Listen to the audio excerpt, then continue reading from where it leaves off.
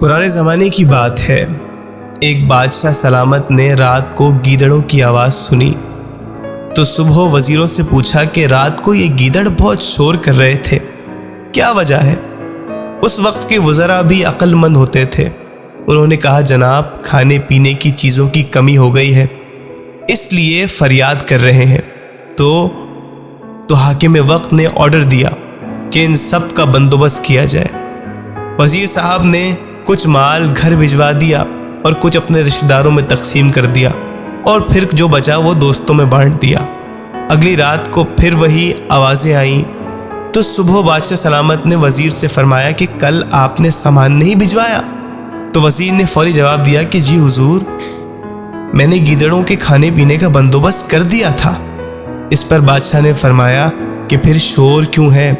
تو وزیر نے کہا جناب سردی کی وجہ سے شور کر رہے ہیں۔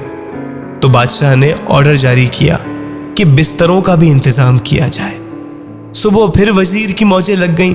حسب عادت اس نے کچھ بستروں کو گھر بھجوا دیا، کچھ رشتہ داروں میں تقسیم کیے اور جو بچے وہ دوستوں میں بانٹ دیے۔ جب پھر رات آئی تو بدستور آوازیں آنا شروع ہو گئیں تو بادشاہ کو غصہ آیا اور اسی وقت وزیر کو طلب کیا اور کہا کہ کیا بستروں کا انتظام نہیں کیا گیا؟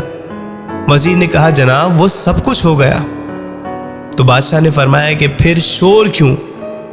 تو وزیر نے اب بادشاہ کو مطمئن کرنا ہی تھا اور اوکے کی رپورٹ بھی دینی تھی، تو وہ باہر گیا کہ پتہ کر کے آتا ہوں۔ جب واپس آیا تو مسکراہٹ لبوں پر سجائے آداب عرض کیا کہ بادشاہ سلامت یہ شور نہیں کر رہے بلکہ آپ کا شکریہ ادا کر رہے ہیں اور روزانہ کرتے رہیں گے۔ بادشاہ یہ سن کر خوش ہوا اور وزیر کو انعام سے بھی نوازا۔ اب یہی حال ہمارے آج کے حکمرانوں کا بھی ہے۔ عوام مہنگائی سے پریشان ہے مگر یہاں رپورٹ سب اوکے کی دی جا رہی ہے اور بادشاہ سلامت خوش ہیں کہ آئندہ 5 سال کی بھی خوشخبریاں پیش خدمت کی جا رہی ہیں۔